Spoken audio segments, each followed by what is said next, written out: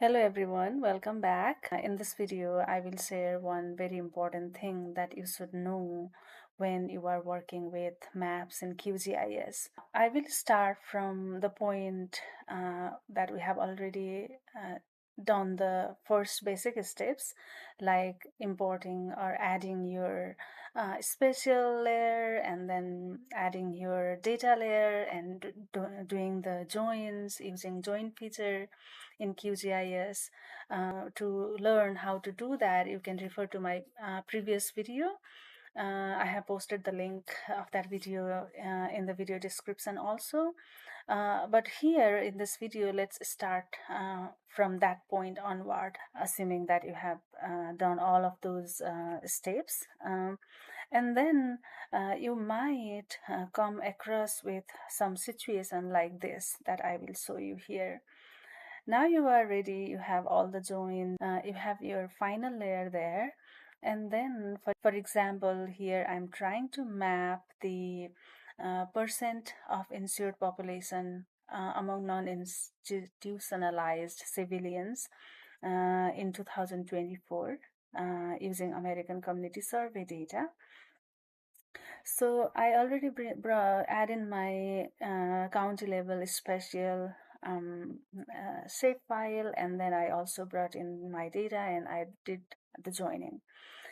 And then now I'm ready to plot my data. So to do that, I go to properties and then go to graduated, and then I go to value here. But here I don't see my variable that I wanted to plot that I had just joined. So to solve the problem like this, to bring that variable here, what you can do is you right click on this layer uh, where you have that you have created by joining the spatial layer and the data, and then you go to open attribute table, and then here let me show you that I have already joined this.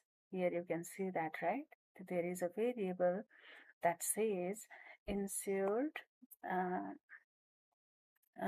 percent insured 2024, and here you can see on the left of this box here it is presenting as a string, right?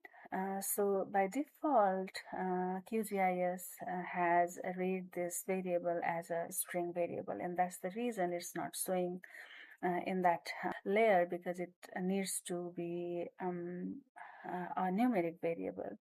So we can change this string variable into numeric variable by using the field calculator.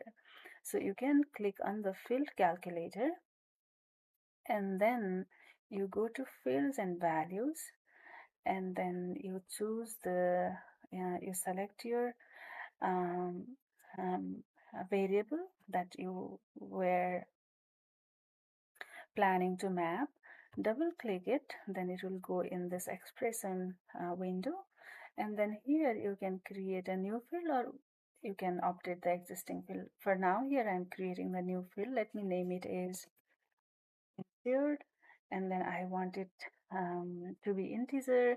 If it was some sort of continuous variable with decimal in it, you should choose decimal number, real number.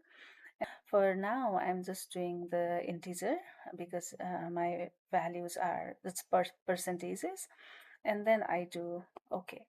And then I do the toggle editing mode, and it asks, do you want to save it? I do yes, save it. And then the pencil sign that was showing here went off as I did that. And then when I close it, now let's try to map that variable by going to properties, and then you can go to graduated, and then now you can go to value, and here you can see that the variable insured is showing here. So click on that, and then you can choose your classification type. For now I'm doing, for example, natural bricks. or you could choose other options like quantile, right? So it changes based on that. Or you could do equal interval. Uh, let's do the equal interval for now.